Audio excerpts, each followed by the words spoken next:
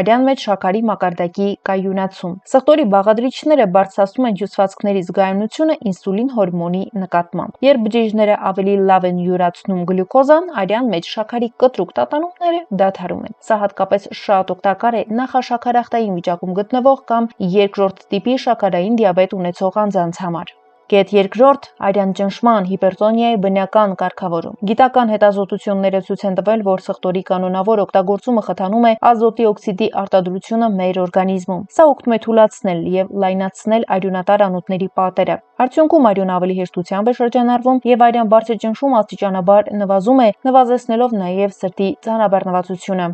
Հաջորդը, թե ինչ կկատարվի ձեզ հետ, վատ խոլեստերինի մակարդակը կնվազի։ Սխտորով ջուրը ազդում է լյարդի ֆունկցիայի վրա, արգելակելով այն ֆերմենտները, որոնք պատասխանատու են խոլեստերինի սինթեզի համար։ 30 օր անց լաբորատոր հետազոտությունները հաճախ ցույց են տալիս ցածր խտության լիպոպրոտեինների վատ խոլեստերինի մակարդակի նվազում մոտ 10-15%-ով։ Սա իր հերթին կկանխի անոթներում աթերոսկլերոտիկ վահանիկների առաջացումը։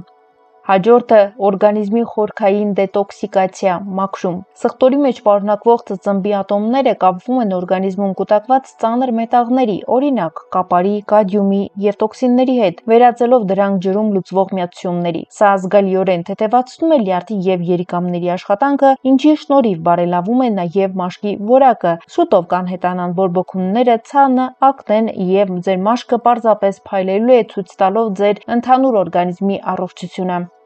Հաջորդը մարսողության խթանում եւ աղիքային միկրոֆլորայի հավասարակշռում։ Քանի որ սխտորը ունի սուրհամ, այն գործում է որպես բնական պրեբիոտիկ։ Սխտորով ջուրը սնուցում է մեր աղիների օգտակար բակտերիաներին եւ միաժամանակ ճնշում է նեխում առաջացող պաթոգեն սնկերն ու բակտերիաները, օրինակ կանդիդան։ Սա ձեզ կօգնի ազատվել փորապքանքից, գազերից, լարվածությունից, կլավացնի ձեր օրգանիզմի ամբողջ նյութափոխանակությունը։